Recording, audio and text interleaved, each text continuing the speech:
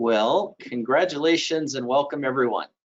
This is our inaugural State Street Advisory Committee. First, to congratulate you all on your successful application selection to this committee to oversee the State Street Master Planning process. It's a welcome to a city committee on this effort. It's so good to see you all. So very excited. Let me introduce myself for those that I have not met. I'm Jason Harris, the city's Economic Development Manager. I've been closely involved with many of my city colleagues in various departments throughout the city in responding to the pandemic and adoption of this economic recovery ordinance that's allowed for the closure of State Street and businesses operating outdoors. This is a continuation of an effort that the City Council started last year, which was the creation of the State Street Subcommittee to oversee some visioning and contemplate the potential future closure of State Street, which we've conducted, and Council adopted a series of recommendations this past spring. I'll be highlighting those in the presentation today, and I also included a little staff memo likewise highlighting, and then sent out the email to you all with links that have website content on these subject matters as well. I'd also like just to highlight the fact that you all were selected based on your incredible experience and expertise, and so really thankful for you volunteering for this effort and participating and assisting city staff and helping oversee this really once in a lifetime effort to a certain extent. So thank you so much in advance for all of that. And we'll be doing some housekeeping today, just selecting chair and establishing regular meetings, as well as giving background information. So just kind of setting the tone there. So with that, I'm going to go ahead and kick off the presentation. It's structured based upon our agenda of the items. So again, a little bit of housekeeping in order for that. So with that, I think we'll just establish some kind of ongoing practice going forward, which is just a bit of a roll call to log in who all is here. So I'll be conducting that, and maybe I'll use this opportunity to just highlight that I'm staffing this first meeting. The city's hired a master planner, as it were. Her name's Tess Harris, and she's joining the city organization later this month. And so when we reconvene, most likely in September, you'll be seeing Tess in the role that I'm playing today, but I'll obviously be very involved in this effort going forward. So with that, I'll kick off a committee roll call. Ms. Black? Here. Ms. Blackerby. Apologies for mispronunciation. You all are going to correct me. And also apologies for the misspellings on the first pass, and we've corrected those, and please highlight any other misspellings along the way. Yeah, Blackerby is here. Blackerby, thank you so much for educating me, clarifying. Mr. Dave Davis. And Dave is here, I see him, but he's still working on audio, so Nicole is going to work with him on the back for that. Mr. Durling. I'm here. Awesome, thank you. Ms. Ehrman. Here. Ms. Elander. Here. Mr. Lewis. Here. Ms. Miller. Here. Mr. Saxon. Here. Ms. Tejada. Don't think she's able to attend. Mr. Becker. Here. Ms. Caffarelli. Here. Ms. Bonderson. Yes, I'm here. Hello, everyone. Mr. Lindbeck. Here. Councilmember Gutierrez. Not attending yet. Councilmember Harmon. Here. And Councilmember Jordan. Here. Great. We are going to go through that again here just a moment to do introductions. I'll ask each of everyone just to kind of give a little bit of remarks about themselves and their interest in any kind of interesting factoid they'd like to share with the group today. The preliminary matters, just 2 items today to go through.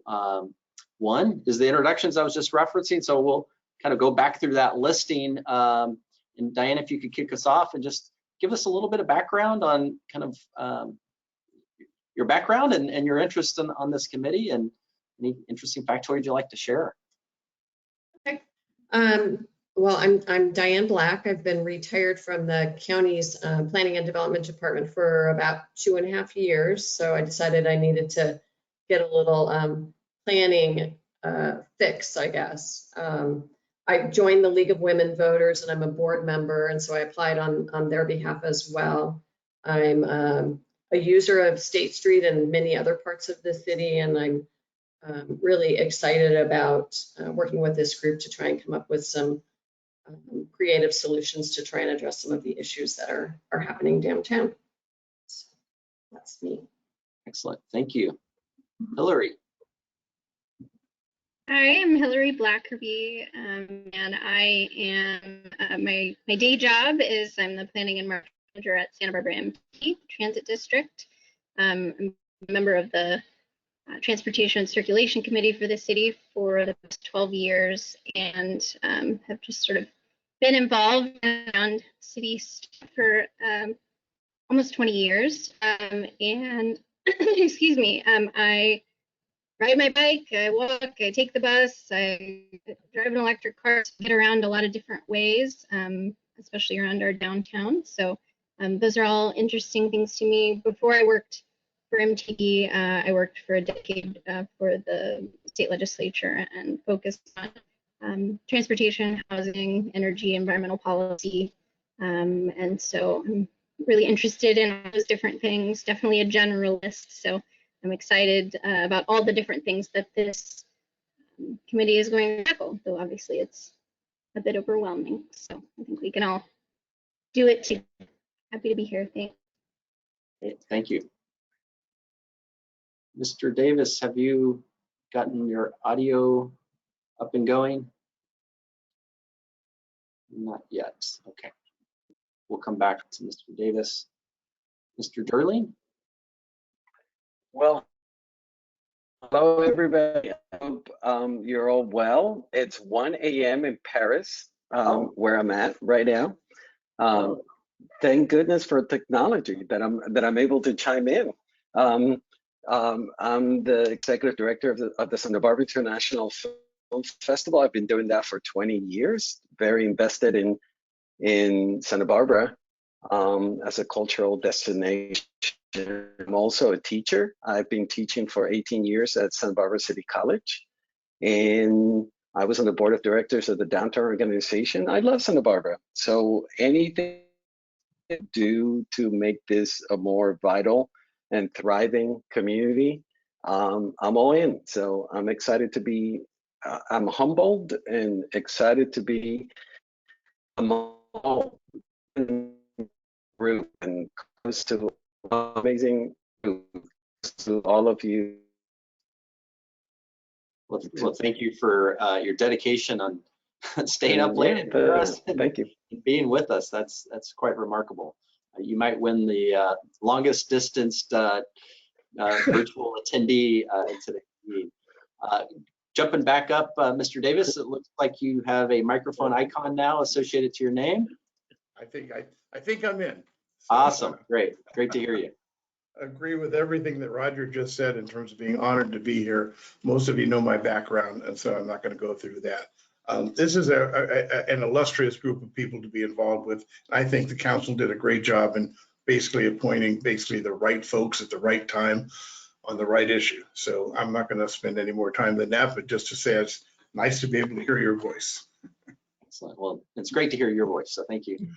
Thank you for working through the technology. So we are with Ms. Ehrman.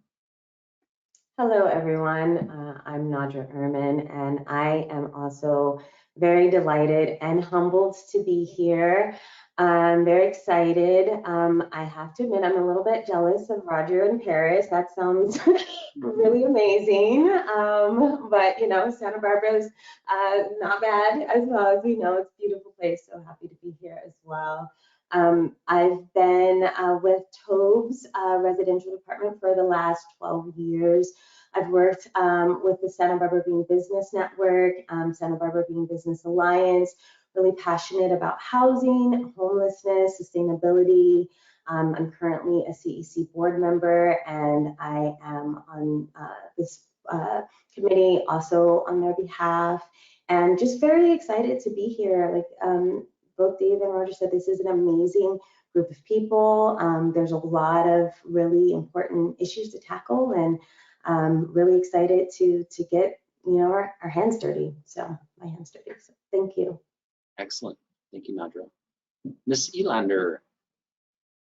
Hello, everyone. I'm so excited to have a whole crew of new collaborators for all this great work we're going to do for downtown. I'm the current executive director for downtown Santa Barbara. I started just at the very beginning of the pandemic or so, right in May. So I've been serving and promoting the downtown core, about 1,300 businesses, promotion and support. So prior to that, I've worked on many different projects in town, mainly community building projects, entrepreneurship projects, and then I've also served as the executive director for the Santa Barbara Summer Solstice Celebration for the past 6 years, and just so excited to get started with you all. Thank you for that. Mr. Lewis.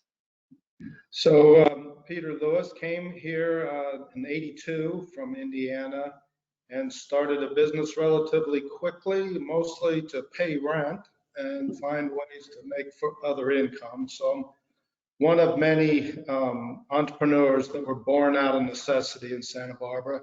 I happened to land, the first business I started was a fashion business, and landed on Lower State Street, the 400 block, and the company grew pretty quickly. And Dave Davis, in fact, was helpful in getting us through quickly on development back in for a new building there in '89. I've been developing pretty much since that time and run a portfolio of property in town and the Central Coast and Intermountain West. And look forward to working with everyone, although I do hope it's not by this vehicle and it's in person.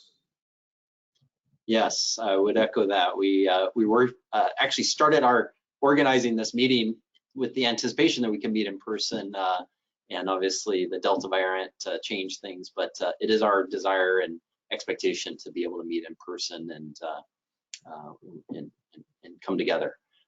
And I'll just highlight for the group of the 10 kind of at-large members, there's 3 that were specified through the formation as being business representatives, and of those 3 business representatives, 1 being identified as needing to be a downtown property owner, a key stakeholder in this process, and Mr. Lewis is that representative, our downtown property owner / business representative.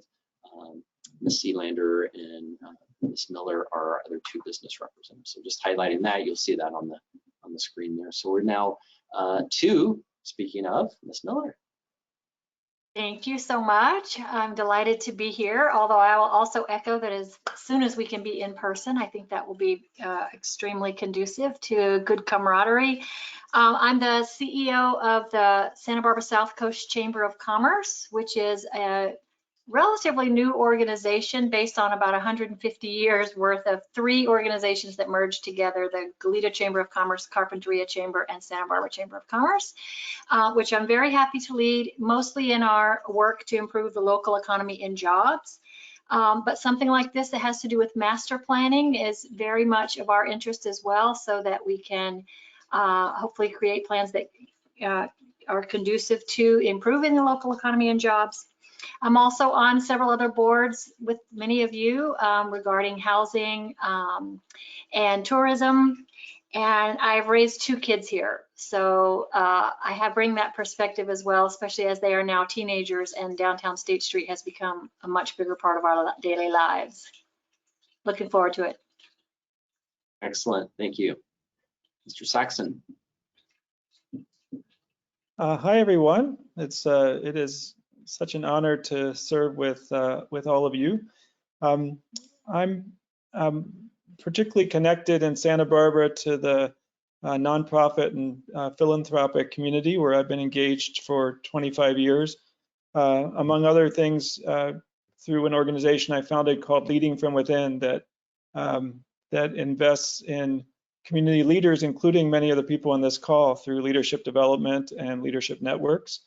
And I've been on State Street most days for the last 25 years, and I'm really looking forward to being part of this process. I would say of particular interest as we start, I have a good amount of experience with creating strategic processes that lead to high impact. I will say this is the time I've been involved in public process in that way, and I'm very curious in particular about the how we're going to go about approaching our collective task. Again, really happy to be here. Excellent. Well, we're going to be so fortunate to have your expertise. Thank you. Ms. Tejada is not here today, so we're moving on to Mr. Becker. Yeah, thank you. My name is Mike Becker. I'm the Director of Planning at SBCAG, which is the regional planning agency for Santa Barbara County, which focuses primarily on transportation, but through that, I've also become the face of the RENA process, for better or worse, for Santa Barbara County. And as you mentioned, Jason, I really see this as a once-in-a-lifetime opportunity. It's both complex and challenging. And from a planner's perspective, it's really a dream opportunity, and I'm super excited to be involved. On the personal side, I'm a parent of 2 young children, and I'm also a cyclist, so I'd like to kind of represent some of those voices, make sure kids are considered, or the families in Santa Barbara, and also I think one of the challenges will be to figure out what to do with the bikes. I really do appreciate the opportunity to assist in defining the future of Santa Barbara. I couldn't be happier to be here. And a personal tidbit, I got off a red eye from Alaska this morning, and I'm feeling the effects of that. Well, we'll try to keep you awake. Ms. Caffarelli. Hi there, Marge Caffarelli. I'm the developer of Almadel, Pueblo in the Santa Barbara public market. I've lived in Santa Barbara since 1977, splitting my time between Santa Barbara and San Francisco. I worked, I'm on the Sustainable Development Council of the Urban Land Institute and have done 90% of my work up in the Bay Area, San Francisco and Oakland. I worked really closely with Jerry Brown when he was the mayor of Oakland in the development and redevelopment of Oakland, the Jack London district, and some other areas of Oakland. I'm really delighted to be here. I've never been on a city committee or, advisory panel or anything. So this is my first foray into such a thing in Santa Barbara. And I really very much look forward to working with all of you. So thank you. And I agree that it is it's really a once in a generation opportunity, I think, that Santa Barbara has to create a dynamic, sustainable downtown for the next 50 years. So thank you. Excellent. Before I announce our next two committee members, just kind of structure, the council had the foresight to identify having a planning commission member representative and a historic landmarks commission member representative. And those 2 bodies I selected and put forth their representatives. So for the planning commission, we have Ms. Bonderson. Hello, everyone. Go ahead. Thank you. Nice to see you all. As you know, I'm the planning commissioner assigned here as a liaison, and it's such a thrill to be here. I'm also a private planner, and I do architectural design work as part of my planning business. But in addition to that, I also run a local nonprofit that encourages youth in our community to seek out leadership roles and to get more involved in public service in Santa Barbara. And they're located all around the world. So we have this opportunity nowadays with Zoom, as you can tell, with online meetings, to encourage young people from all around the world to work together, to learn from each other, and to hopefully encourage future generations to be more involved in civil service. It also allows me to really help them to directly access the knowledge and to participate in our city decision-making process and empower them. A fun fact about me is that I grew up in Santa Barbara, and my first job as a teenager was interning at a local architecture studio. Many of you may remember the B3 Architects and Barry Burkus, drawing plans and making presentations by hand with AD markers, and preparing projects for design review. And a lot of those projects are now developed in Santa Barbara today, or went through very many reiterations before potentially being sold and having to move on with a new owner. So it's amazing to feel like, you know, having so many years here and watching the development and having so much knowledge about how that process has worked. I ended up going off to architecture school for the sole purpose of learning architecture and urban design, studying abroad and learning what I could in this collection, and then coming home to Santa Barbara for the sole purpose of doing this again and offering my knowledge and my skills. So being here and being able to participate in this effort is something I'm very proud of. I'm very thankful for the opportunity, and timing is everything. You know, who would have known that we'd all be here today and we'd be selected for this opportunity? And for me, it's just a pleasure. It's an honor. I'll end by just saying that I've had the opportunity to participate in many of the efforts in the last several years, including the AIA charrette, including the State Street Foundation Group, researching fund development opportunities, several of the workshops, and just following along to ultimately be prepared for hopefully being a part of this committee here today. So I'm really excited to be here with all of you, working with all of you. Thank you. Great, thank you. Mr. Lindvik, Historic Landmarks Commission. Yes, thank you. I'm sure that the rest of the committee members have a understanding of why I'm here. I'm representing the Landmarks Commission.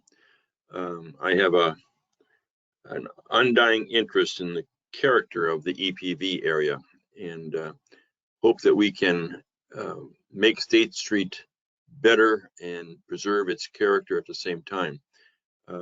I graduated from Santa Barbara High in 1959. I had to think about that. So I've been involved in the community for a lot of years. I've served on ABR back in the 70s for about 14 years. I've served on the County Landmarks Commission. I'm currently on the Courthouse Legacy Foundation, working on the preservation of the courthouse. I've been a docent on local and historical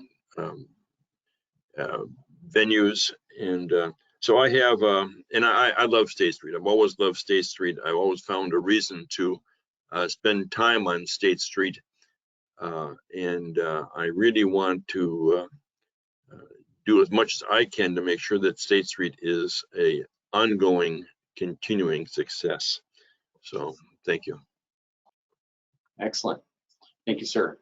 And we have now our council members. Councilmember Gutierrez, Alejandra. Thank you, Mr. Harris. Can everybody hear me? Yes. Yeah. I'm Councilmember Gutierrez. I represent District 1, born and raised here. I come from a background of education. I work at Franklin Elementary School, and I work in student and family engagement. So I bring the resources that we have in the community into the neighborhoods. Been doing that for the last 20 years. And the reason that I'm in this committee is because my district actually has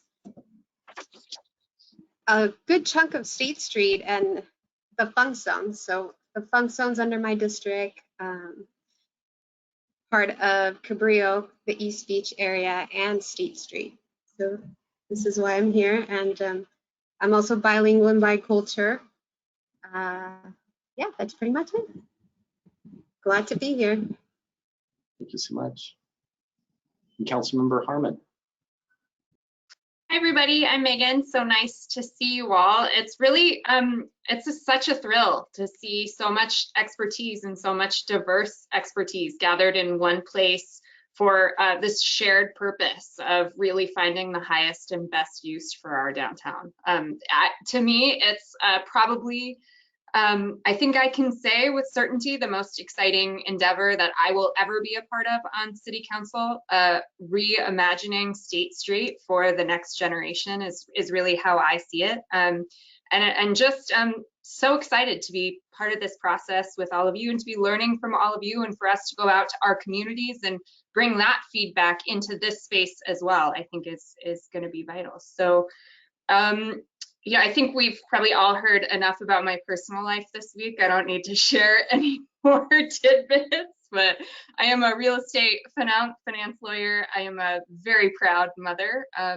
My daughter and I, and my baby on the way, love State Street, and we're very excited to be part of its future. Thanks. Excellent, excellent. And then rounding out our committees members, Councilmember Jordan. Afternoon, Mike Jordan. I am a first-term council member who spent a decade on the Planning Commission before that, and prior to that, also a decade on the Creeks Advisory Committee. I've been on various chamber boards and various chamber committees, board member and executive officer of the Downtown Santa Barbara organization, and also the Greater Santa Barbara Lodging and Restaurant Association, which is now rebranded as the Hospitality something. When I look at this group, it's really, what really impresses me is that is to always remember that my job is not to have you put up with me, that you guys are the experts in the room, and I am ready to listen and learn from all your experiences and excited to apply it to State Street. So weird facts about Mike Jordan, other than the 10 scoring titles and 6 rings that I don't dare wear to City Hall. That's for you, Clifford. I haven't met you yet, but I'm looking right at you. I'm the third of 5 generations to live in our house in Santa Barbara. It started with my grandparents and ends with my grandchildren. So I'm pretty children oriented when I look at downtown. I'm a consumer and our family is a user. And that's the perspective I look at it. And I'm excited to work through this process to make it even better. So thanks for being here. Well, thank you so much, committee members, for taking the time. I thought it was important to learn about each other and have opportunities to hear from you all a little bit more than just your names and maybe a little bit of background we might have read in the press or whatnot. And now I think it's opportunity to introduce city staff. And what I'll do is I'll just call on folks so we don't have overlapping folks coming online, but for the various city staff that are participating, if you would turn on your video cameras, get positioned, and I'll call on you all. And I'll start off with our leader, Mr. Paul Casey. Thanks, Jason. Hi, everyone. I know almost all of you. I'm Paul Casey. I'm city administrator for 30 days, 2 hours, and 22 minutes more. I'm not exactly sure, but only here for a month more. If there was one thing that I am really going to miss, it's this opportunity to continue to participate on this. This is generational. We've used that word a number of times. State Street has gone through generational changes about every 30 years. And so, 30, 40 years, this is its opportunity now for you all to kind of leave your imprint with the community. I was hired by the great Dave Davis, who is a mentor and dear friend. He always taught me initially, trust the process. And that has served me very well throughout my career. It fits Santa Barbara to a T, and you all are kind of shepherding that process. I think council was smart to create a committee like this. I agree with the thoughts that it's a very strong, great committee to do that. But the process is gooey and flexible and tricky sometimes. And so have patience with yourselves. This isn't going to be a super easy straight line from A to Z. Kind of wrap it up and make easy decisions and be done. You're going to have complicated issues of timing, interim steps that we need to take come March, long-term visions about what we want to do. When you start peeling the onion, how complicated it gets when you bring in kind of just the technical infrastructure needs that we're going to have to grapple with. How are we going to pay for it? What role do property owners have, businesses have, and signage and sign ordinance, and on and on and on. So it's super exciting. It's going to be a challenge and complex. And so my pitch to you is patience with you all, patience with yourselves. We have set it up to have great staff support for you. Staff is super excited as well, and you have staff from community development, public works, city attorney's office, city administrator's office, all supporting it. We have created the financial structure to have 2 dedicated staff members to this process because we think it's that important and that complex. Tess Harris, I know, is listening in. She hasn't started yet, but we're super excited to have her kind of take on that leadership role, and then there'll be an additional planner to support her as well, plus the rest of the organization supporting that. Council put some Measure C money aside to help with this planning effort. I think if you find out that you need more money, you go back to council and make the case. My guess is they will support you with that because this is important. You know, do you need to bring in a consultant or a designer or something to help? You all will have to figure that out. But I think that you should keep your mind open to that sort of stuff. So congratulations, welcome, and I'll let you keep hearing from the rest of the staff. Excellent. Thank you, Paul. Great overview. I'll take this opportunity to introduce the 2 newest members of our city executive team. Mr. Clifford Maurer, if you could introduce yourself.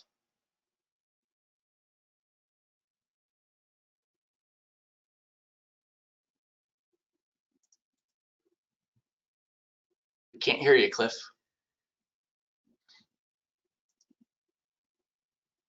There we go. 3, 2, 1. Sorry about that. Shows my newness.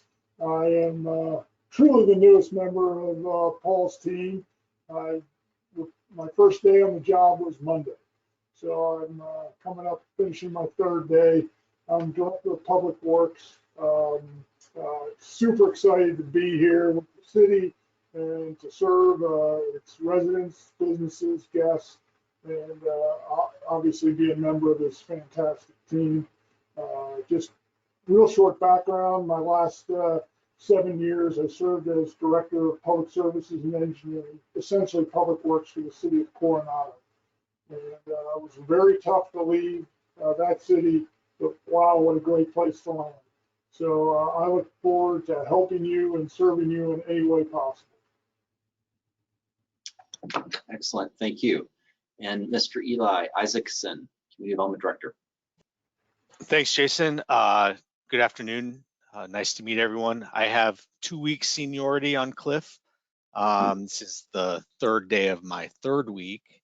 I'll just echo what other folks have said. I think it's an incredible opportunity that's in front of us. Once in a generation chance to really reimagine what State Street is now, what it'll be in the future, and what it can mean to this community in terms of providing economic opportunity and recreational opportunity and all sorts of, hold a really important place in the center of this town. A little bit about my background. I'm coming from the city of Santa Fe, where I was the planning and land use director there. I also have a background in architecture and urban design, and so I'm really excited to be on this project. We also have a few other folks from community development on the line. We have Renee Brook, who's here today, as well as Greta Walters, who's helping on some admin support. And then we'll also have Tess Harris, as Jason mentioned earlier, who will be a member of the community development team supporting this project in a significant way moving forward. So again, just really excited to be here and really happy to meet everyone this afternoon. Thanks. Thank you, Eli. Mr. Chief Malekian, recognize you. Thank you, and thanks everybody for the opportunity to be here. I'm excited to be part of this project as well. I'm not going to spend a lot of time on my background. I've been in law enforcement for a very long time, but I actually have almost a year's experience as a city administrator, which is why I'm not one, because I like what I do.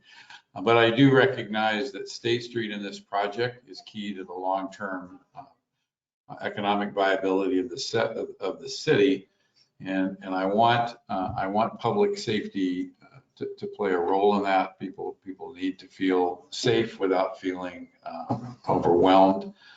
Those of you that know me know that I'm not real big on the let's send an army down to State Street, but I hope that you will include our perspective as you move forward. I'm really excited to be part of this. So thanks. Great. And Ms. Ford. Becca Bjork, I'm the Assistant City Administrator. I'm really pleased to welcome you all, and I'm really excited about this process. I think it's going to be fantastic, and looking forward to being available to support you as I can. Thank you. Thank you.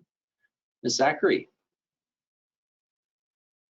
Hello, everyone. I'm the Parks and Recreation Director for the city. I've been an employee for a number of years, over 20 now. And the only thing that I would add to the discussion so far is I'm constantly reminded of how many dynamic open spaces Santa Barbara has and the diversity of them, and State Street is one of them. And so the work effort that you have before you is really tremendous, and certainly here to assist in any way that's valuable to the group. Thank you, Jill. And in addition, just to add is, as much as we'll be evaluating really the State Street corridor and to a larger extent downtown, we also have two amazing new public spaces coming online over the next few years. Plaza de la Guerra, which will be a public park space, and then Library Plaza, in both just off of State Street, half a block off of State Street before you even get to. So with that, Ms. Brooke. Thank you, Jason. Renee Brooke. I'm the city planner. As the city planner, I manage the planning division. I've been in this role for a little over 6 years. I've been in community development for 20 years. Worked for both Dave Davis and Paul Casey. So I'm really happy. Our planning division will be here as a resource for Tess and for your committee at touch points along the way if we can provide advice or resources. So I just wanted to let you know we're here to help. Excellent. And then we have a city attorney representative, Ms. Ostringer. Hello, everyone. I'm Tava Ostringer. I'm the assistant city attorney that's been designated the point person for this subcommittee. And behind me is a bunch of very talented lawyers that are also going to support this endeavor. My primary responsibility is advising the community development department. So I've worked with several of you as commissioners and on HLC, and of course the council members. So I'm just awed by the broad background that you all are bringing, and I'm excited to see what this committee brings forward. I'm going to turn my camera off, and I'll have it off usually, but I'm here in the wings waiting for whatever you need. So just call on me when you need me, and I will pop on. So thanks, everyone. Thank you, Tava. And she'll also pop on if she sees us going astray as well. So thank you in advance for that. So I think we rounded out the city staff that were available, and thank you again for your patience and time to go through. I think that was an important exercise. So just a quick agenda review of our actual action items today. Not necessarily really the A and D are action items. The other two really for presentation. But our first item would be appointment of chair and vice chair. So look for nominations and we'll make those selections. We'll be I'll give an overview of the economic recovery ordinance and State Street closure. And this is really more of a photo montage just to give you a little sense. I mean, we all experienced it, but it's always interesting to kind of look back. It's only been just a year, so pretty remarkable because it feels like we've had that space in longer context than that. Also, we'll go through a review of the subcommittee recommendations, State Street subcommittee recommendations, and really an overview of the visioning process and the vision principles. I attached that council staff report, and there was an attachment to that report that had the vision principles. And so it's kind of our starting base of 6 months, the work effort kind of leading up to establish a vision. And so we'll work through as described on some of the comments of process going forward from that point. And then we'll end with establish a regular meeting schedule. I have a recommendation when we get there, and we'll look to the chair to help establish that. And so with that, we'll kick off to the first appointment of chair and vice chair. And with that, I'd really open the floor if there's anyone would like to make a nomination or nominate themselves. Look for a motion or a second to those. Councilmember Gutierrez. I would like to nominate Ken Saxon for chair. And the reason why is because of his experience leading large groups and planning and moving community forward. His experience. I've worked with him in the past. I really admire how he's very inclusive, and he makes sure that everybody in the room is heard, but he makes sure that everybody stays focused. So I would like to nominate Ken. Do we have a second to that? Councilmember Harmon. May I make a nomination? Is that appropriate, Mr. Harris? Well, I'm not. So as I understand rules of order, if we have a nomination, if it's not seconded, then maybe it doesn't carry. So I guess a second nomination. Paul? Yes. Yeah, Jason, if I might. So something that works well for council, so I'll just suggest this to the group, is have nominations for chair. It can be more than one person, doesn't need to be seconded by anyone.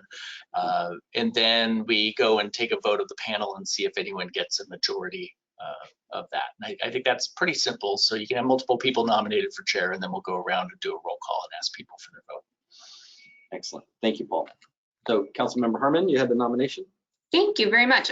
Clearly, we have a total embarrassment of riches here, which is a good problem to have.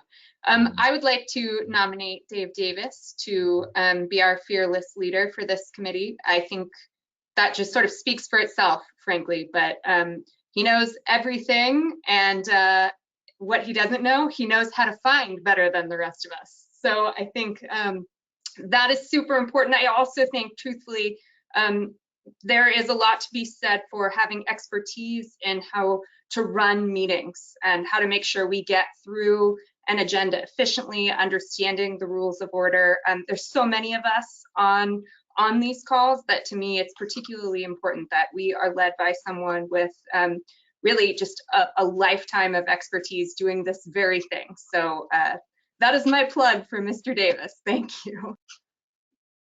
Thank you for that. Any other? Jason, can I have a point of clarification? Certainly. Are the alternates allowed to vote? Ms. Teva? I look for legal counsel. Hi, do you Jason. have an opinion on that? Yes, so the alternates will not vote. Once they take a position, if there was a committee member that come up, then they would be taking a vote and become part of the committee. Thank you. Mr. Harris, may I also ask Ms. Ostringer for a clarification at this time?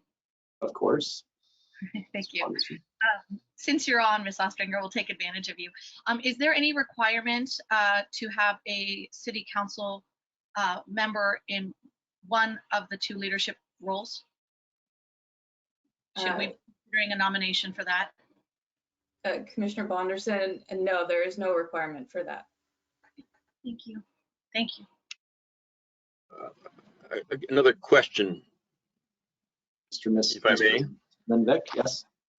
I thought in reading some of the council's actions that it was the intention of the council to have a council member be the chair. Am I wrong on that action by the council?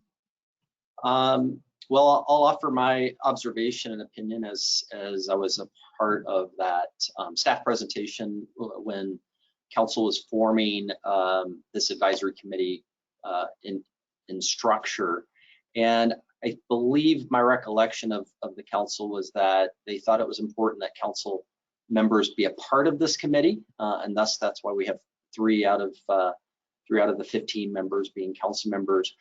I don't recall there being any position taken by the council collectively, and it would have been part of the motion or directive to staff that that the council member chair the commission. But I also do recall there being a conversation amongst the council members that the council members had a substantive role in this committee, and obviously both in sharing their experiences to the other council members, but also helping give their insight and perspective. So I don't know if that necessarily translated to them necessarily needed to be in a formal Yeah, position. Jason, if I'll just chime in, they discussed it, Ed, and they decided not to have any requirement. So it's totally up to the committee as to what you want to do. Excellent. That's good. So just to kind of establish what we have a nomination for Ken Saxon and nomination for Dave Davis. Do we have any other nominations anyone would want to put forth? Okay, with that, I'll just take a quick roll call of our two nominees and see where we're at. Is it possible to make a comment, or is that not appropriate? Certainly, yeah, Mr. Saxon. I want to, first of all, I want to thank Council Member Gutierrez for her comments, which are very meaningful to me. I'm happy to play whatever role anyone thinks that I can play that will be of service.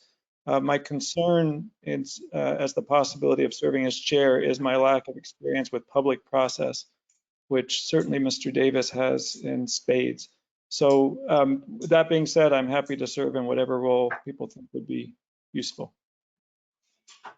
Are you still in acceptance of your nomination, Mr. Saxon? Sure. Okay.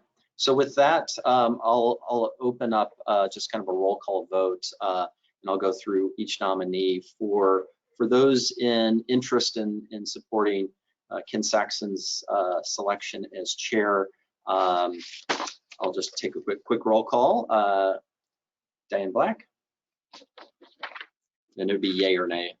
And, Jason, yeah, the easiest way to do this is to just go each person and say who they would like to vote for. Okay, perfect. I love the efficiency. Thank you for that. So with our two nominees, no reason to revisit. Diane Black, who would you put forth? Dave Davis. Hilary? David. Mr. Dave Davis? Well, I'll vote for myself. Yeah. All right. Mr. Durling? Roger, can you hear us? I vote. Yeah. Can you hear me? Yes. Hello. Yes. We can hear you. I vote for Dave for chair and Ken Saxon for vice chair. Well, our and vice chair will be next. So thank you for that. Nadra? Well, I love and appreciate both of these gentlemen, and being a alum from Leading From Within, I appreciate Ken's leadership. However, for this role, I think Dave Davis, just your experience and this field would be best. Dave Davis, my recommendation. Robin? Dave Davis. Peter? Dave Davis. Kristen? Dave Davis, but I also like the idea of Ken as vice. I'm going to make that motion when we're done. Okay. Ken? Dave Davis. Suzanne? Oh, she's not here today. Michael Becker. Oh, wait. Skip over the alternatives. Apologies. Roxanne? Hi. Since Dave is already in the lead and he's likely going to win, I'm just going to put my vote in for Ken so he gets a vote here today. Okay. Well, we're going to go ahead and finish this off and make it formal, but at this point, statistically not possible for Ken to be selected. Mr. Lindvik? Dave Davis. Okay. Alejandra? Councilmember Gutierrez? My vote's for Ken, and I apologize, Ken, for putting you on the spot like that. Quite all right. But I'm honored if Mr. Davis gets the position as well. And Councilmember Harmon Dave. and Councilmember Jordan. Dave. Okay, well, Mr. Davis, you are now chair of the State Street Great. Advisory So, Committee. thank you all. Again, I'm open to all of you at any time. But the first action I want to do is already breaking the rules of the norm. Chair is not supposed to make a motion, but I am going to make a motion with my prerogative to Ken Saxon be the second vice chair of the committee. Do I have a second? Okay. I second that. I have a second from Ms. Elander in that regard. Second. Jason, do you want to take a roll call vote on that? Is there a way that we can nominate other people though? Yes, I'm sorry. Is there another nomination? Thank you for the comment there. Another one? Go ahead. Roxana, go ahead. Very much like to nominate myself if that's allowed. I don't know if that's part of this process. It sure is. Thank you, Mr. Davis. It's something I've been working towards in preparation for a long time, and if I would be given the opportunity, I would love to run against Mr. Saxon. Okay, quite acceptable. Okay, anyone else, any other nominations? Okay, we have a nomination for Mr. Saxon and for Ms. Vonderson. Okay, are we ready now? Can we, Jason, take a roll call on that? Same procedure, the one vote that you'd like to vote for. And in response to yay, nay, this would be Ken or Roxana. So with that, Jason? Diane? Jason? Yes. Assistant City Attorney Tava Ostringer. Did we have a motion in a second? Oh, good. For Roxana? No, for, I thought I heard an original motion and a second by Ms. Elander. That was for Ken Saxon as vice chair, and then we had a nomination of Roxana Vonderson. Yeah, in fact, I broke our procedure. Again, I'm already basically stepping on my own toes. We were just taking nominations. I asked for a second, which is kind of a normal thing to do, but we were just looking for nominations. So again, we had a combination of Mr. Saxon, a combination of Vonderson. Yeah, no motion on the floor. Thank you. No motion. We have two nominations for vice chair, Mr. Saxon and Ms. Vonderson. With that, I'll take a roll call, and it just indicates Ken or Roxana of your favor. So Diane? I really have to be first.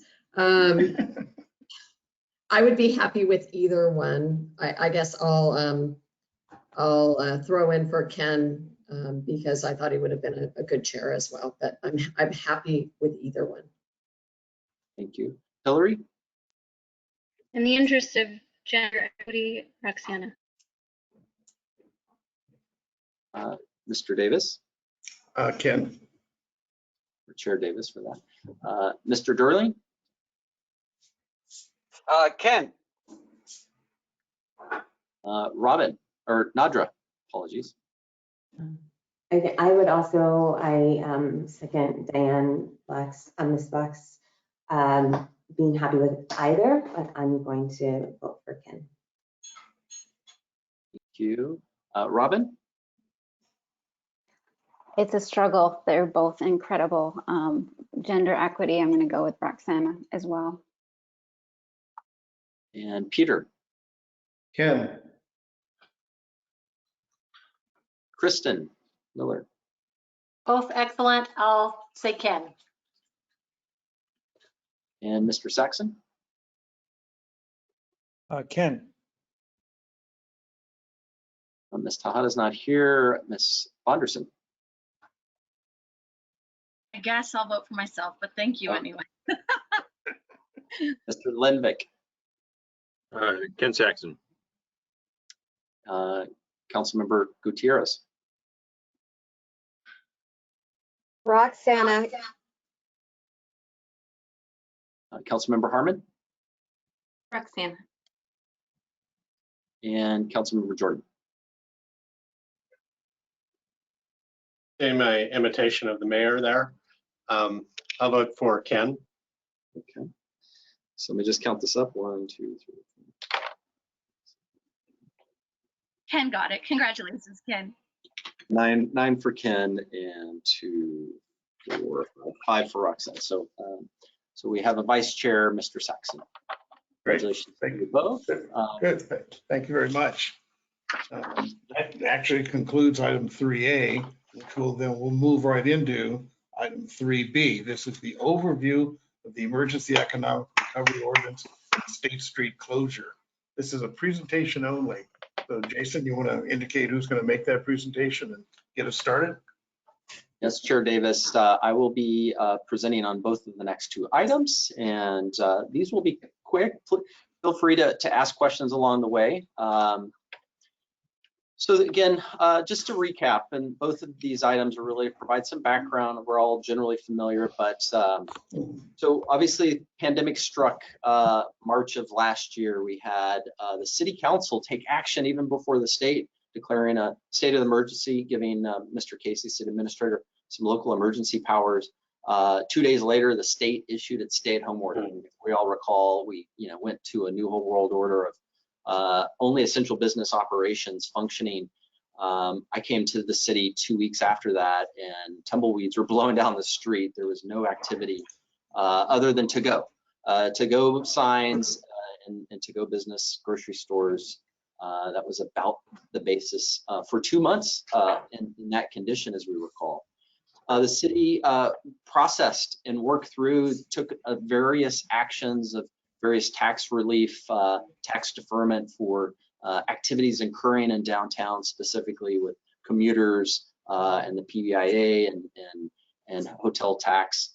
But the most substantive in that was an emergency order and then an emergency ordinance.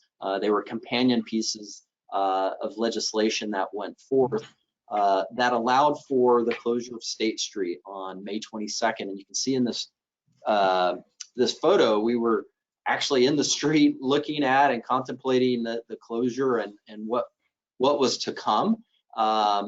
We subsequently, in one of the links I sent you of the outdoor business area, we have a listing of all of the economic recovery emergency ordinance modifications that we've made. We extended that order and made slight modifications over the past year. So it now is set to expire on March 8th of 2022.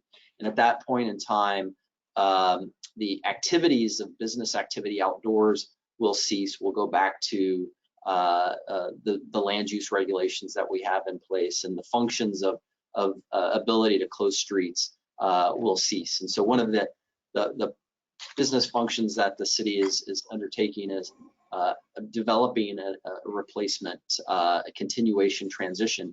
And so we're working through that, and we'll be briefing this body in due course.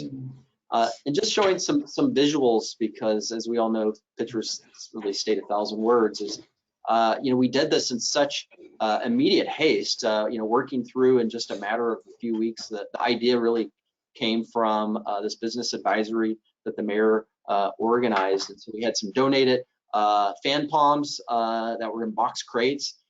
We had the Parks Recreation bus parked up on Sola to be the north end blockade. We put out just our traditional traffic diverters to close the street. And these are photos of literally that Friday afternoon to the Saturday, the very inklings beginning. But what was so remarkable was the public, our citizens, our residents coming out and experiencing this public space, this new space, roller skating, biking, families coming out just to walk and stroll. In very few instances we've had that opportunity in the past. And then the very beginnings of businesses testing, operating outdoors, still during those early days of the pandemic, May of last year. And then subsequently, the city started releasing guidelines. We have 3 guidelines, and I'll take this opportunity to give you all some background. When we talk about business outdoor activities, there's actually 3 types. So there's parklets, which Santa Barbara did not have pre-pandemic. Other locales had them, San Francisco and other cities. And a parklet in the traditional sense is an extension of the sidewalk typically a platform because it has to be, level grade for ADA. An extension of the sidewalk that's occupying a parking space on the street. And that's the idea of parklet being a parking space. And there's all different designs and configurations. You can see the design guidelines. It's a width of a parking space, so 6 feet. And our guidelines establish the width of a business frontage, or kind of the parameters that would allow that activity. And then we also have what we called outdoor business areas, or business enclosures, which would be in State Street. So businesses that operated out in the street, some elected to build a platform, not a requirement. They just did so out of aesthetics and hospitality. Others just literally set up on the pavement and asphalt. And then the third was outdoor business areas on private property, and be it on private parking lots, in common areas, and setbacks in the property. And so in the emergency order allowed for all of that activity. And that's what's set to expire in March of next year. And during that, again, these temporary, the original emergency ordinance was established, end of May, and initially it was to expire in early September, carry us through the holidays right after Labor Day. And then as the summer went on, one, the pandemic continued, as we all recall.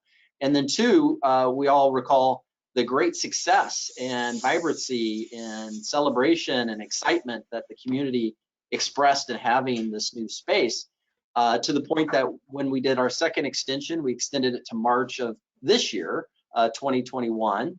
And the State Street Subcommittee that I'll speak to later in this meeting today, advised and directed and supported, recommended to the council that we invest in interim, longer term improvements to the street, and replace the donated broken down palms and the traffic barricades to what you all have seen and experienced, the planters, the bike lanes just in the beginning of the intersections that organize the conflict of bikes and pedestrians, to create a little sense of order. And it's been interesting and fascinating to watch that has created order. The pedestrians are still a little, a little unclear. We have signage directing pedestrians to the sidewalks, cyclists to the center of the streets. So we made that. We also, worked with a couple of members of HLC about some decorative / functional lighting. The lighting on State Street was meant really for vehicles, which we no longer had. And so you can see in this kind of one image, actually both images, that going across was added. Again, a temporary short-term measure. And you can actually think about all of this activity as an ability to pilot and test. We are testing the closure of the street without cars. So far successful. We're testing interventions on how to segregate bikes and organize bikes. We're tested at a very limited level some of these other elements, be it lighting or some landscaping aspects. And then again, one could argue another testing, downtown Santa Barbara organization stepping forward and saying, hey, we have some blocks that have very little dining. And as you all have experienced, those blocks that do not have substantive outdoor dining on them are very quiet spaces, even though there might be some pedestrians strolling through. And so downtown Santa Barbara was very strategic in organizing a Thursday night promenade market to enliven those blocks, the 1,900 block specifically, and just diversifying the activity through the week. And then that's been a great success. So this has just been a short recap to kind of set us in the baseline of effort to date. And really, I'm here to answer any questions that you had. I did position this for public comment. We do have 6 attendees. So when we, Mr. Chair, when you are ready to call for public comment after questions of the committee members, we'll take that input as well. Great. So with that, I'm available for any questions of the committee. Good, thank you, Mr. Harris. Are there questions from members of the committee at this point? I'm not seeing anyone. Okay. Okay, Mayor Davis, Marge, go ahead. I have a question. Since Michael and I are alternates, do we get to ask questions or comment? I don't know. So I'm gonna. Well, go ahead. Chair Davis, Yes. if I may, the alternates really aren't supposed to participate until they take a chair due to a resolution. Does the committee have the ability to basically to set our rules and say we'd still like to hear their input where necessary? As the chair, yes. Okay. So I looked at the consensus of the committee here of hearing comments or questions at this point. Does anyone object to that as one of our rules of order? Excellent. Okay, not seeing any. Oh, Mr. Chair. Yes, sir. I think the intention of the council to be considered here, and the intention of the council, I believe, was to have 15 members, keep it relatively, limited to that, and to provide for a member who would find that he or she could not serve, and that's where the alternate comes in. It's no different than a jury, I would assume, so on and so forth. And I think that if we were to move ahead in a logical manner, that we should kind of respect what the council's intention was, which was that the alternates be available if there's a need. And I don't know if anybody else has the same opinion or not, but that's what I'm offering. Okay, I'll go to Mr. Jordan. You got to unmute. You got to unmute. I probably muted myself. I'll speak directly for this person on the council, and it's not like a jury, and we certainly do have the discretion at this point amongst ourselves to set the rules and guidelines as long as we are honoring the original direction we were giving, and in my opinion, we certainly are. Ms. Harmon.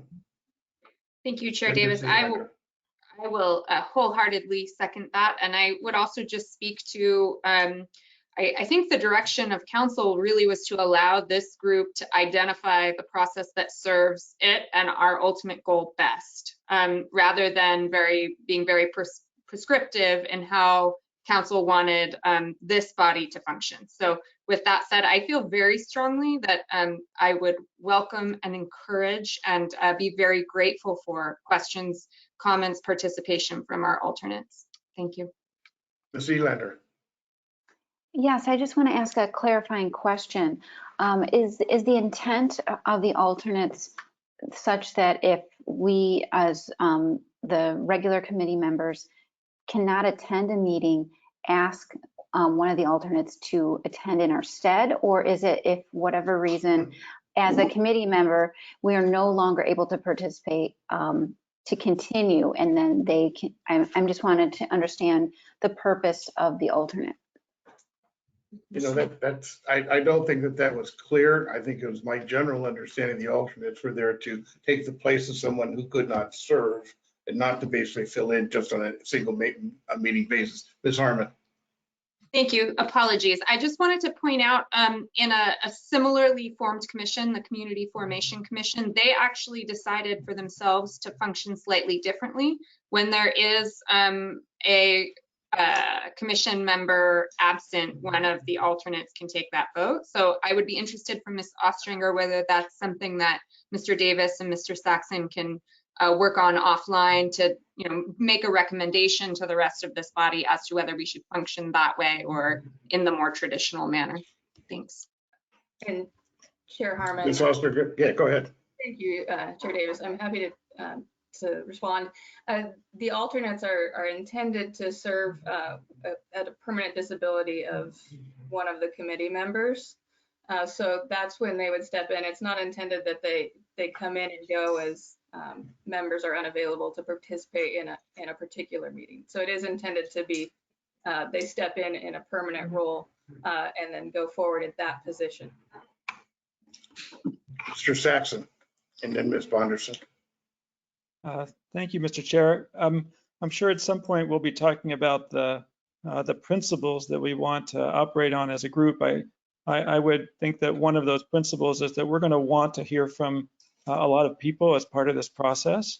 And to my eye, if we have two such fine resources who are a part of this process, I think we would benefit from hearing from them, both their questions and their thoughts as we go through the process, even if they can't vote. Yeah, I was going to make the point that we're going to have public comment, and they could speak under public comment. It'd be better to bring them in the group. Ms. Fonderson. Thank you, Chair Davis. I would just like to ultimately agree with some of these comments that are being made. I think it's important that the alternates have the ability to voice questions and comments, simply because we want them to be as up to date and clear in the process as possible, as we're all growing and learning and working together. In the event that somebody does step down permanently, they should be as prepared as possible to step in. So we want them to be as up to date and clear as possible. So I do agree with what's been said in the efforts to make sure that they have the ability to participate here, as long as that's within the legal requirements that Ms. Ostringer has expressed.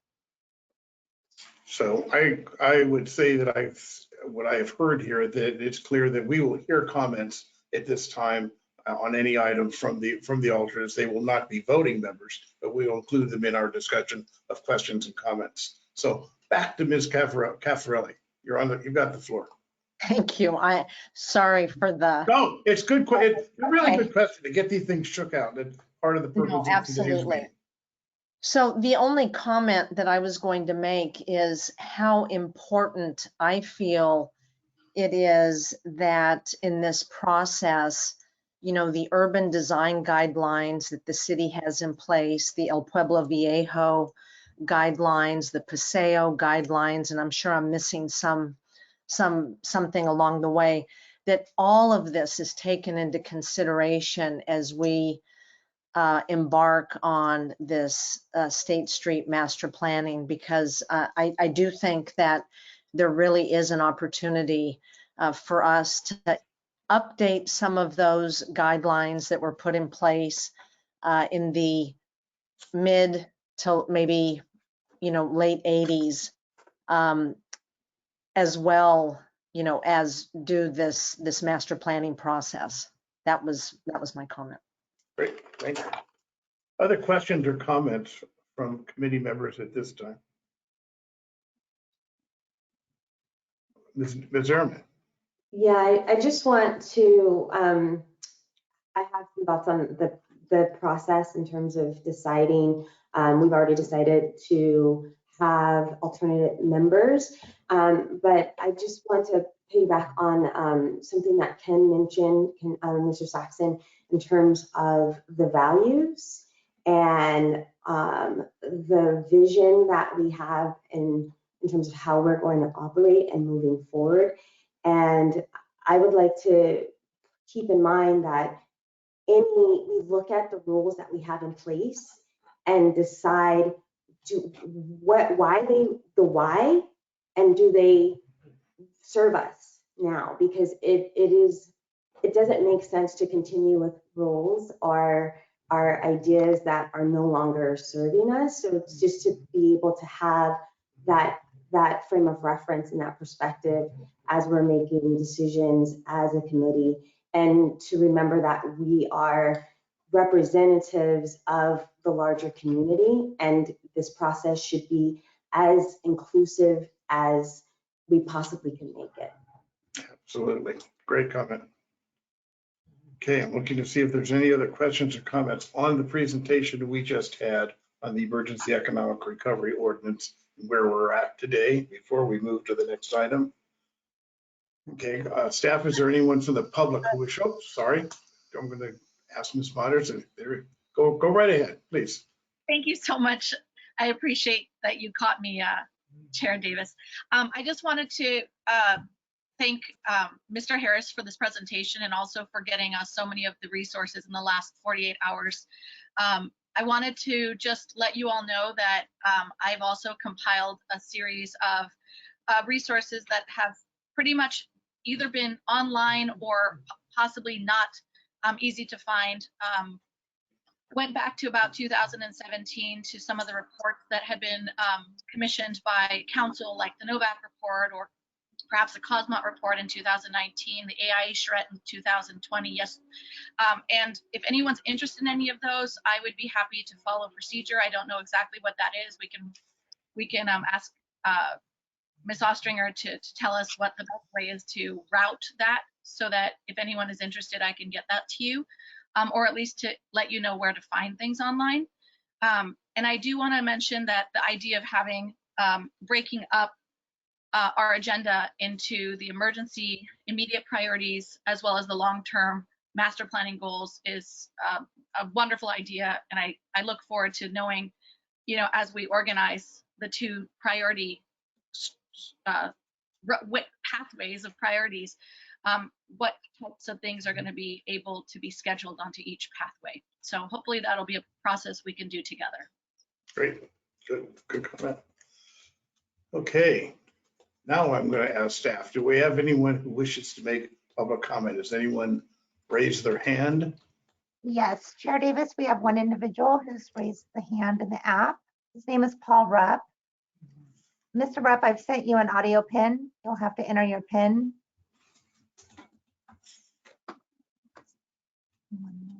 And Mr. Davis, I'll just point the public's attention to this slide. It just gives direction on how they can raise their hand to give indication of their availability to speak. Excellent. And then I have on the following slide a 2-minute timer that we'll use as the basis of managing public comment. Yeah. And Ms. Nicole. An audio pin was sent to Mr. Rupp. I'm just waiting for him to enter his pin. Okay. And just for the committee members, we have, it's like 5 members of the public at this point. Okay, good. Just waiting for Mr. Rupp to log in here. Chair Davis, I'm gonna instant message Mr. Rupp and see if he. Okay, you want to go to the next person while you do that? Mr. Rupp is the only individual who has his hand up at this time. Okay, okay. Sorry, I thought I'm offline to see if I can assist him. We have 4 other members of the public following, but only one interested in speaking in public comment at this point. Oh, I got it. My misunderstanding. You know, just while we're doing this, Ms. Moderson talked about resources. Other committees, I was on the Sea Level Rise Committee. We had on our website a page of resources that we posted for both the public and committee members. So we might get together, as a great suggestion, essentially to talk to staff on how we feed them resources, and they can post relevant ones that both committee members can be accessing to, as well as the public. Great comment. Good. Yeah. Okay, so waiting for that public comment.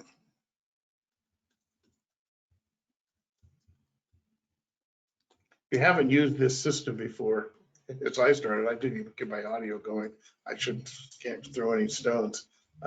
It is different than most people working through Zoom today. So Mr. Rupp has had his hand raised for 40 minutes. I'm not sure if he is listening at the moment. I've sent him his audio pin numerous times and there's no response. Okay, then I'm going to take the prerogative and move on that item. This was a presentation item only. That moves us right to the next item, item 3C. This is the review of the State Street Subcommittee recommendations. This also is simply a presentation. So go back to Mr. Harris for this. Yes, thank you, Mr. Chair. With that, this is an overview really of the State Street Subcommittee's direction and our process of the visioning. We'll culminate with that, with the recommendations that were adopted by council, just recenter us. And then we'll have our last agenda item, which will just be establishing regular meeting schedules. So for that, I'll kick off. As many of you all know, pre-pandemic, downtown was in a state of decline. We had suffering retail environment. We had, a lack of consistent resident engagement and visitorship throughout the downtown district, to the point that there had been a variety of efforts to bring vitality to our central business district. We have such a great American Institute of Architects chapter, Santa Barbara chapter, did a charrette in 2017, envisioning a variety of development. That unfortunately that charrette kind of got overshadowed with the fire and debris flow that came soon thereafter of the release of that. The city contracted with two substantive studies. One was the Cosmont report that committee member Bonderson was referencing, as well as the city contracted with Novak to do a land development audit to evaluate kind of the process improvements, both really substantive. The Cosmont report was the basis of economic development strategy, and land development has a council subcommittee overseeing the implementation of those process improvements. And then to much fanfare and community excitement, really working off of the closure of State Street, AIA did a second charrette last year. There's an imagery here on the slide of just one of the amazing renderings. They just produced so much. Is a phenomenal work effort. Thank them so much for that creativity. The economic recovery ordinance that I highlighted earlier, and then we transition, right, past studies and efforts to really triage and address the acute needs of pandemic, of emergency ordinance, creating the State Street Promenade, creating the State Street Subcommittee that led to the recommendations, and within that was the visioning process, establishing the vision principles that I've highlighted that I'll go through here shortly. And then during this time period, I was hired to draft an economic development plan for the city, which I did, and council adopted that in June of this year, June 15th. So another substantive milestone that was achieved. 3 strategies, I'll probably speak to that in a future meeting. One of those strategies focused on strengthening downtown. And then this body, really the culmination of really the past efforts responding to pandemic leading to this. So the subcommittee, as I've referenced, was created in June of last year. Council saw the need to really begin the thought process of addressing a temporary closure that was only set for a few months over the summer of 2020. Councilmember Harmon chaired that with council members Oscar Gutierrez and Kristen Snedden. We had 10 public meetings from July until February of this year, 10 public meetings in total, gave direction on interim promenade guidance, the State Street visioning process, and ultimately culminating in a set of recommendations that I'll highlight. State Street visioning process, that body was formed really to kind of envision what was the future of State Street, and should we close it? That was the principal question. Should we keep State Street closed? But we didn't want to just put a binary A/B question out to the community, and we took a broad effort. One, AIA, if we all recall, part of their charrette was they did a survey of residents and asked, should the street be closed? A responding number said yes, close plus 90%, as well as some other interesting points of perspective they were seeking, density and housing and other aspects.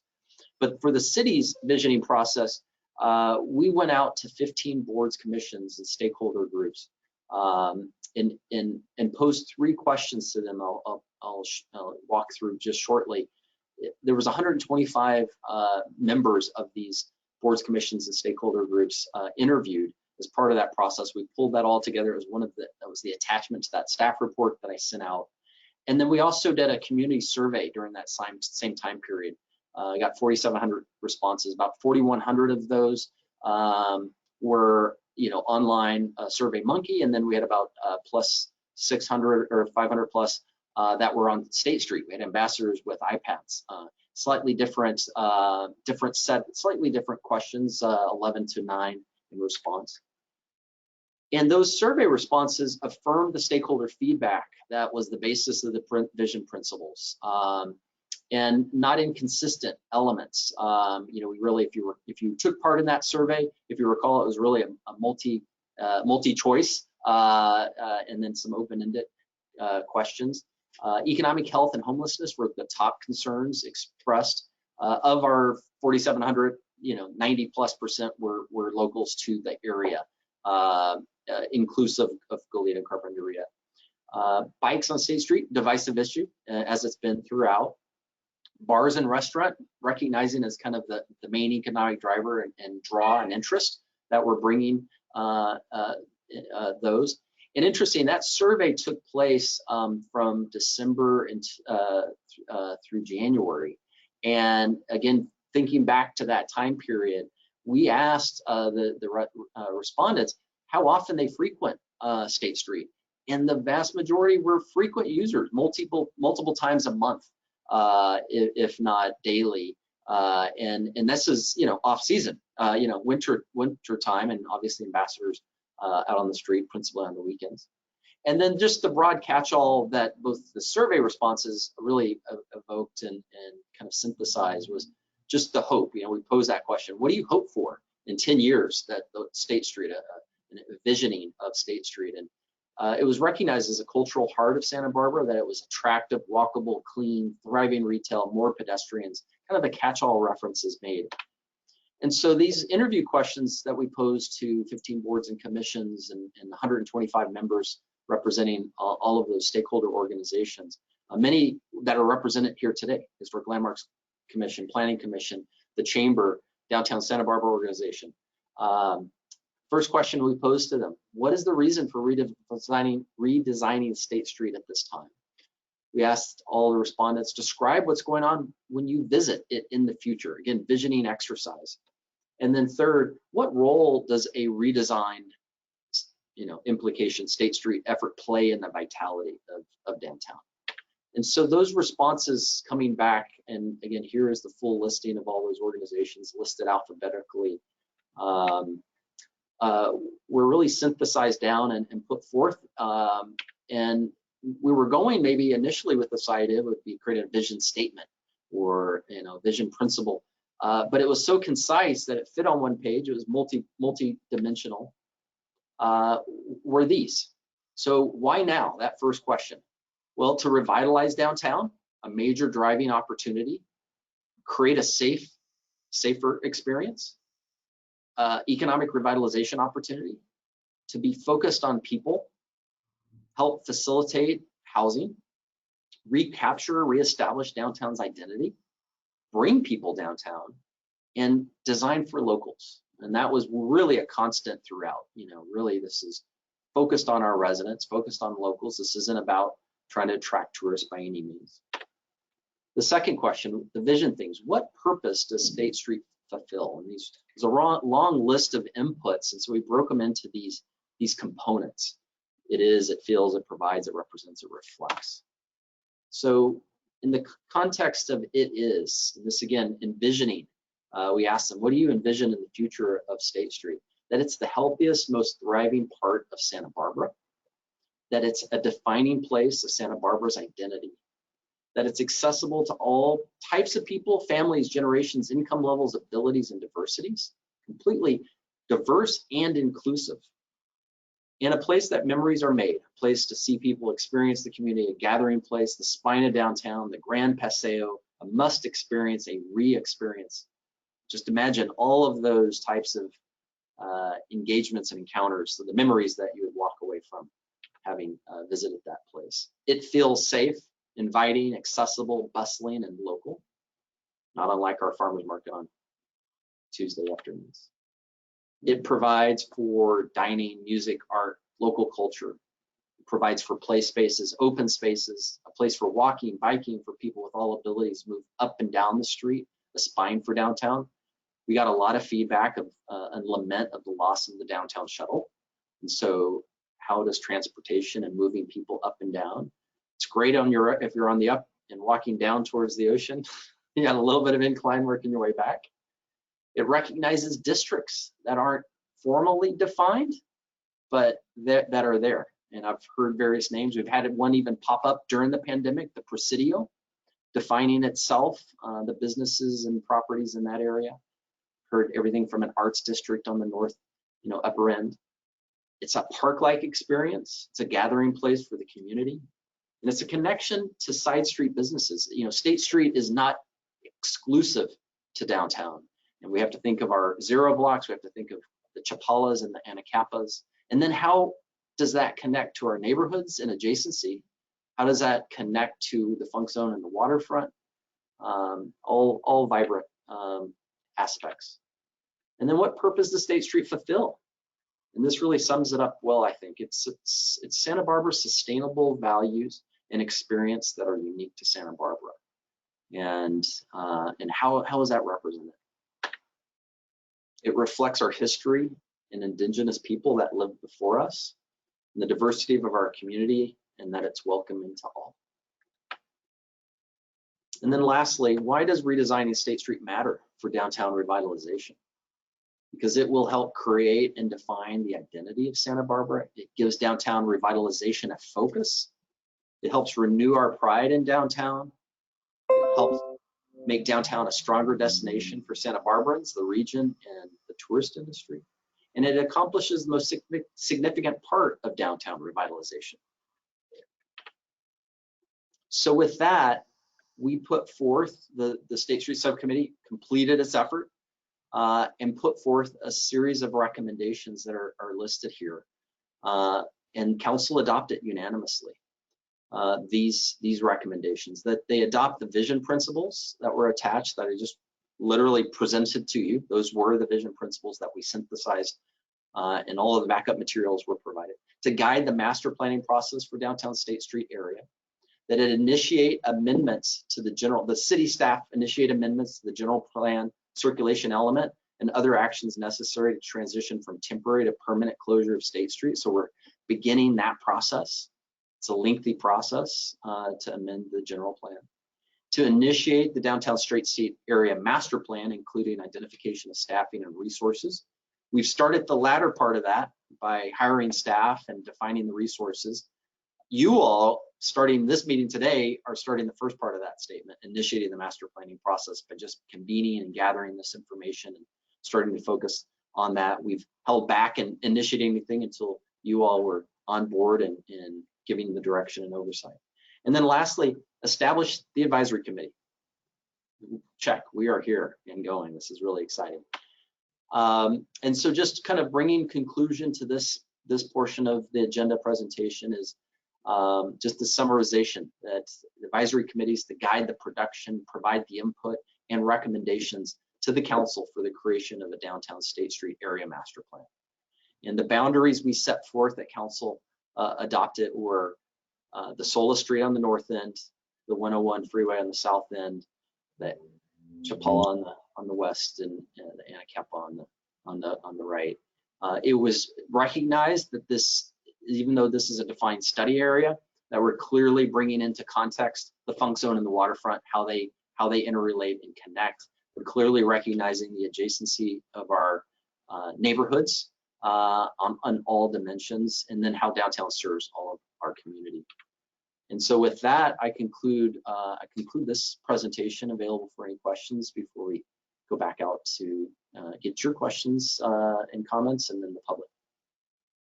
Okay, thank you very much for the presentation. I'm looking for questions or comments for Mr. Harris at this point. Ms. Bonderson. Thank you, Chair Davis. Mr. Harris, I just want to clarify in the event that you may have kind of said it in here, but I want to be really transparent about the idea that because of these two items, the emergency item and this master plan item are two different topics on the agenda.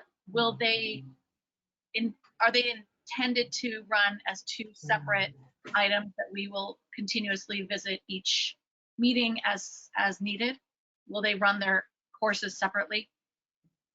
Yes, great question, Mr. Chair and committee members Bonderson. So they are two really completely separate efforts. I combine them because they're obviously interrelated, right? Without the emergency ordinance, we wouldn't have the street closure and outdoor business activity. And staff is actively working on and defining what replaces the emergency ordinance, because clearly council's desired to keep State Street closed. And we'll need to, and we're not going to have the general plan modified and amended to allow for the street closure. And so we're going to need to establish, council will need to establish and adopt another governing ordinance to allow for that street closure. And there may be elements in relation to that we will want to bring forth and get the input and opinion of this body in relation to that. But the primary focus, yes, is the master planning for this body. good in focusing on that. And by reference, we've listed some concepts. We've talked amongst ourselves, but we haven't made substantive work effort initiation on that, other than bringing staff on board. And so that's really going to be the work effort coming forward. I'll take the opportunity just to play out. I've also listed and working with my colleagues, because even though I'm here kind of representing the city and city staff, obviously there's multiple departments that are involved in this, and a number of them, of their representatives, and even more staff supporting those functions, and then obviously a number of stakeholders. But I think really to your comment earlier, I think there's still a lot of information that we want to raise and identify and discuss, and just to have available to inform, and that also speaks to committee member Marge's comments of being aware of all of the various guidelines that exist. El Pueblo Viejo guidelines and the urban design guidelines, but council's also adopted an economic development plan, and one of the 3 strategies is focused on downtown. And I look forward to giving you all a presentation and overview of what's involved in that. So with that, I kind of, in my response to you, but take opportunity to just provide some of the highlights and outlook in relation to that. It's very exciting. I think we all probably are looking forward to receiving all that information. There's so much. It's like having to go home and do your homework so you can come back to the next meeting with, like, we're all at the same starting point. We know all the material that's been provided. We're not here to reinvent the wheel. We're here to start from that stopping point, taking the next steps together as a group to, simultaneously with all the information. But I was also curious to ask you, should we be expecting to participate or to lead with priorities or proposed priorities, or is that going to be staff's job to come to us with their priorities and then have us work on it? How much are we as a committee involved in helping guide those 2 routes? Yeah, Mr. Before you answer, I was going to ask the basic question at the next meeting. I would really like to see a detailed discussion of overview of the process, the roles of staff, the roles of the committee, what the proposed timeline might look like, the real question of the immediate actions, which we might be commenting on, versus long-term vision and a change to the general plan. Kind of a map of where we're going. Again, for the next 2 years, where are we going?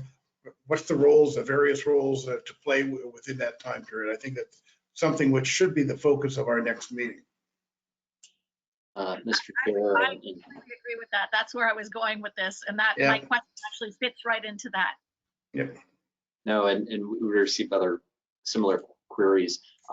So just broadly in response, yes, we will respond. I think we're already starting to set the table for the next agenda. Staff has begun that, but we also haven't finalized and committed, because we also see this as much in your discretion to also develop. So I see this as a interactive, mutual, collaborative process to develop. And you all bring a wealth of experience and expertise from your various areas of background, training, experience, as well as various organization and groups that you all engage in. So we look forward to developing that. Mr. Casey. I thought Mr. Casey jump on there, Paul. Thank you, Mr. Chair. So my suggestion would be, it's worked well with other committees like this, is for staff to work with the chair and vice chair in between meetings. And absolutely, I think it's exactly what kind of needs to happen. And that's what I mentioned. There's a lot of different ways to try to package this and try to grapple with it. So my suggestion would be to staff work with the chair and vice chair, bring back something for the whole committee to look at and respond to and react to. And if I might. Go ahead, Marge. Be able to offer something. I think one thing that the committee might want to really consider, and that's, should there be a consultant that comes on board to work with the committee from day one, a consultant that has master planned downtowns, understands the complexity and all of the things that need to be brought together, infrastructure, economic development, it all needs to be part of the plan. And I think that's a big question for the committee. Good. Okay. Other questions or comments on this point at this time? Robin, Ms. Elander. Thank you, Chair. Curious along the same questions about like how the agenda is set, you know, how far in advance, how it is decided what's on there, all of those types of things would be good to talk about in a future meeting.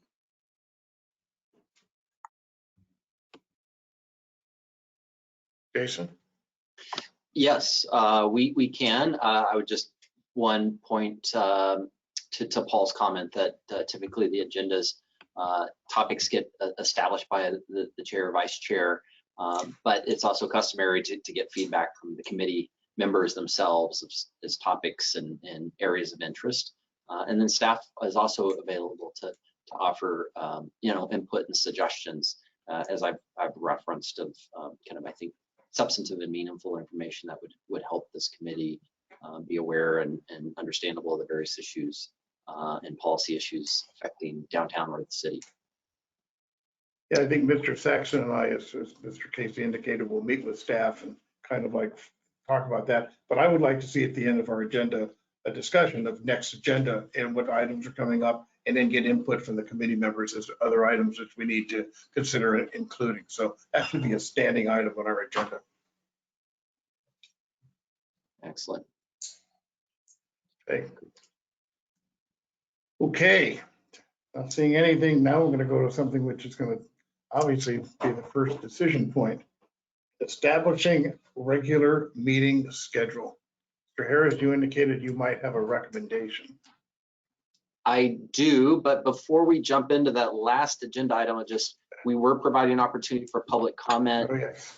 Does not look like we have any hands raised, but I did get a message from Mr. Rupp, who was having technical difficulties. So I'll take that opportunity to read his public comment into the record here. This was on the prior item, but I think it's applicable for both of these. So Mr. Rupp stated he apologized he was not able to connect, and I'll just read it verbatim. So this is Paul Rupp speaking. I am just offering the AIA. Yes, the AIA Santa Barbara is committed to support the committee with all of our community generated materials from our housing charrette and State Street charrette, the two charrettes I referenced. We will be engaged to provide all of our professional support, including engagement for our young professionals. And so with that, I think we bring conclusion to the public comments on item 3C, and we now, Mr. Chair, are to the last item on the agenda, establish a meeting regular schedule. And I'll pick up from your last cue. I referenced had a recommendation. So anticipating, we actually began this exercise of establishing, and if you recall, we did the little Google calendar of availability with the intent to try to organize a meet in person. And as you all may know, the city has very few formal meeting rooms large enough for a group of this size, the Gephardt room in the Community Development Department. And so in kind of anticipating a future date in time that we would be able to meet together, that room is highly reserved. And so the second Wednesdays of the months are our best day to avoid conflicts. We will have conflicts in the future there but few. So the recommendation at this point is our second Wednesdays, this is the day we're following on in August. We would continue that schedule for the foreseeable future until circumstances and needs change. And so that would be the recommendation, and maintain this similar time frame. Obviously, this is a recommendation, the 4 p.m. time frame, second Wednesdays of the month. So I think what I'll do is go to people, if people have conflicts. Ms. Harmon, you had your hand raised quickly. Thank you, Mr. Davis. I'm sorry, I have a Coastal Commission the second Wednesday of every month. So I left Coastal early today, but ideally I wouldn't do that every month. So if this is the only day that works for everyone, I'll make it work for me, but it would be great to have it a different week than the second week. Thank you. Davis? Go ahead, Mr. Lundbeck. Yes, I've discussed this with staff previously, but once we hit November, the second Wednesday is a Landmarks Commission meeting day, I believe. And I could not miss Landmarks Commission meetings Wednesday after Wednesday after Wednesday. So we've got to find another time, or I would hope you could find another time that would not conflict with HLC's agenda. Thank you. Okay, other problems that people may have. What about the fourth Wednesday?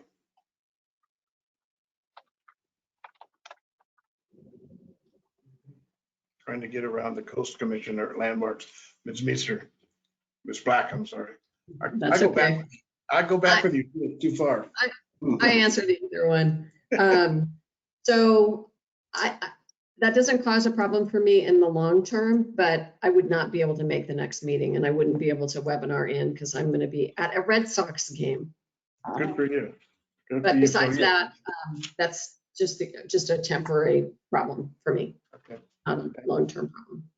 It appears, keep Pardon? in mind that Landmarks meets twice a month, and it appears that starting in November, and I haven't pushed it beyond November, December, but it appears that then second and fourth Wednesdays are committed to Landmarks.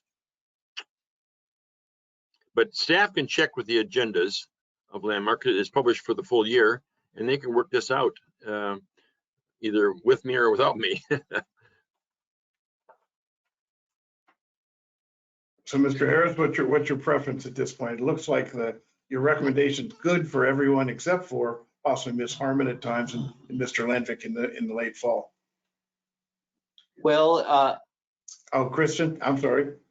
Yeah, I was texting to say, but I think Economic Forecast Project meets the second Wednesday in the afternoon. That would be a conflict for me. But the fourth Wednesday is okay. Is that the right question? Yeah, that is the right question. Yeah. Mr. Chair, I'm hearing that the fourth Wednesday of the month appears to have the least amount of conflict. Yeah. And so my recommendation is let's set that date. We'll reconcile. And the idea of using Gephardt and having conflicts is when we can meet in person, and for the foreseeable future, that's not envisioned to happen in person meetings anytime soon. We'll cross that bridge when we get to it. Good. Okay. So our next meeting would then be the fourth Wednesday of September. Is that correct? That's correct. Okay. And Mr. Saxon and I will be meeting with staff between now and then. And obviously, if other people have questions and comments and want to get back to either Ken or I with any input, please do in the interim. Ms. Bonderson? Yes, thank you. I just wanted to ask, maybe it's a very obvious answer for Mr. Harris. Are the first and the third Wednesdays off, not available? Do you have something else going on in that time frame? You know, the conversation, Mr. Chair and Committee Member Bonderson, I think as I referenced, we started the conversation of anticipating future meetings in person, and so the second and fourth Wednesdays were the least conflicted for Gephardt room usage. The first and the thirds, I think, do have various meetings scheduled in that space. So I think I anticipate the fourth Wednesday being less problematic than those other Wednesdays. And then likewise, Wednesdays are the least problematic other days compared to other meetings and schedules activities. So I think the fourth Wednesday at this time is probably the least conflicted at this stage. Well, you certainly won't be able to meet in the Gephardt room if that's a Landmarks Commission date. I think Ed, what they're talking about, we're going to set that for September and October, and then see if in fact there's going to be a conflict and work that out like you suggested. And I also wanted to ask, I don't know if this goes to Mr. Harris or if it goes to Ms. Ostringer or staff, to also consider a hybrid model for anyone who is not in a health situation to attend in person, so that we don't miss out on full participation whenever possible. Got that. Okay, I have this. kind of lost track because I had 2 or 3 people at one time. Who wishes to go next? Well, Ms. Black, and then I'll come back to Ms. guess Elander. I wanted to see if there's a way to find a date in September that works for everybody. And maybe, it sounds like maybe I'm the only one that can't make it on September 22nd, but, you know, I don't know if there's another day. I think it'd be hard to try to do that today. We're going to start doing like this with agendas, all of our personal agendas, and going back to the doodle poll. I think we're going to kind of work with what we've got. I So saw are the somebody meetings, else's. are the meetings Go ahead. recorded? That's a good question. Yes. Here's a shaky his head, yes. Okay, These- then I'll just have to catch up afterwards. Good, okay. Ms. Elander and then Ms. Caffrey. Thank you, Mr. Chair. Do we expect that these meetings will be time certain for the hours that are designated, or would likely extend based on the agenda? If we don't have an outline of basically what we're doing, I don't know we know that yet. Mr. Harris, I think we scheduled it for 4 to 6, but that's still TBD as we get into the product. Yes, Mr. Chair and committee member Elander, we'll look to manage the meeting agenda appropriately so we don't overburden you all time period. The one wild card is just the amount of public comment. That's the one variable that we just can't factor into how much we'll receive input. But I think we'll look to keep these manageable so we're not late into the evening but also have effective meetings. Okay, Ms. Ostringer, you jumped on there, so I'm thinking you want to insert something. Chair Davis, thank you. Just so it sounds like the committee is going to be making a motion, just so I'm clear, to schedule the next meeting, and then thereafter we'll schedule the regular scheduled meetings. Is that correct? I think we need to clear the question of the agenda for the Gebhard room. What's that look like for the fall to make it permanent? So yes, we have another meeting date in September, and then we'll essentially get a feedback at that point as to what the future might look like. All right, and as you know, we should have a motion on that. And yeah, we'll do that. I'm still into questions. Ms. Caprelli. Well, I just wanted to ask about the Brown Act in this committee. It's a big committee, and if there was any conversation with the chair and the vice chair, can I get some input on that? Ms. Ostringer, jump back on here. When you get Brown Act, I'm going to look to you. thank you, Chair Davis and Committee Member Black. It is a Brown Act committee, so all the Brown Act rules would apply. This is a special meeting. Once you go ahead and set your regular schedule, then those regular scheduled meeting rules will apply as well.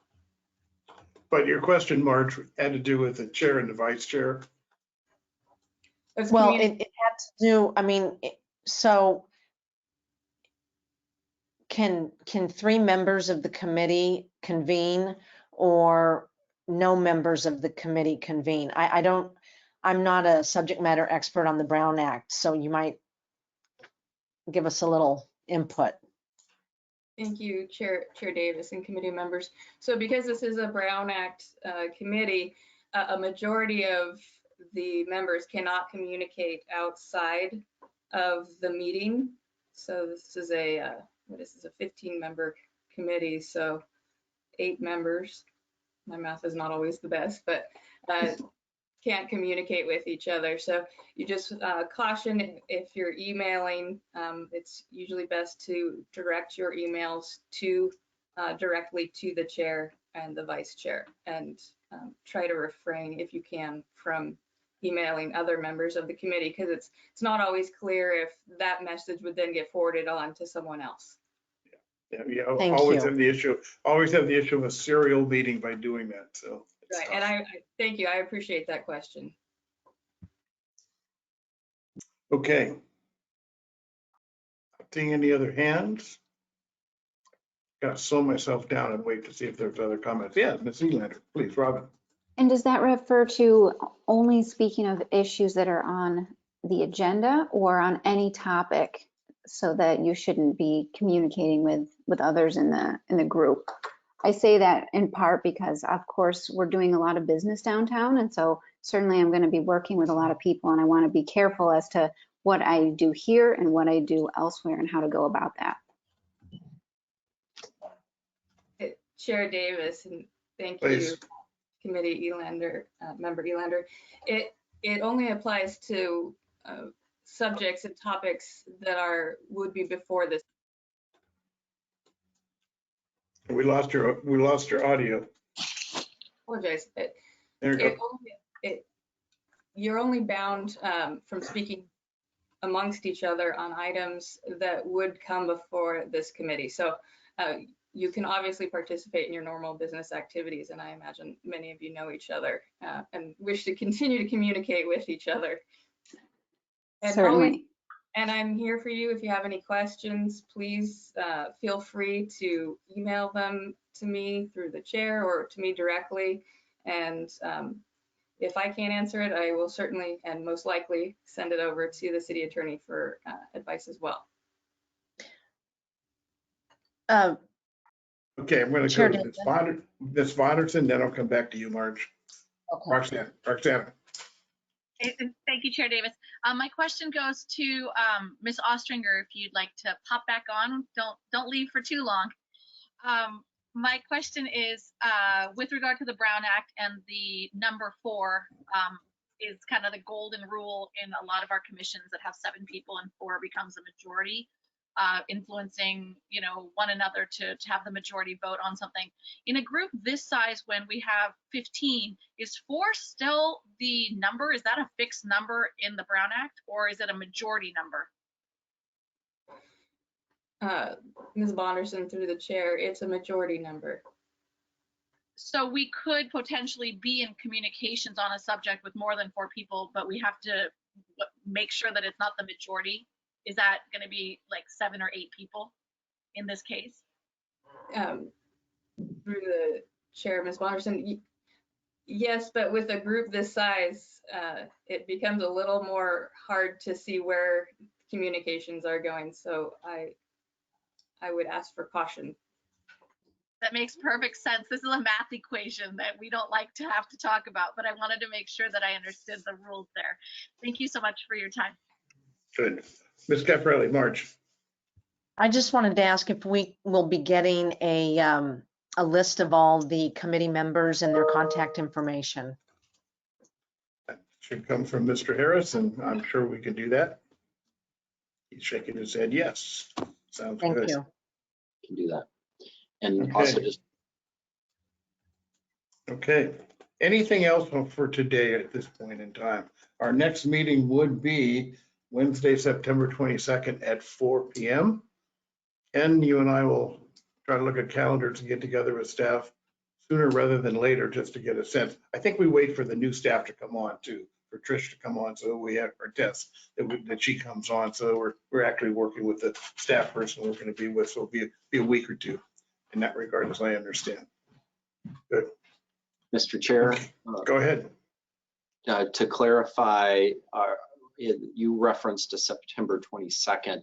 If we're still aiming for the 4th Wednesday of the month for the next meeting, that would be September 29th from There my you go. calendar.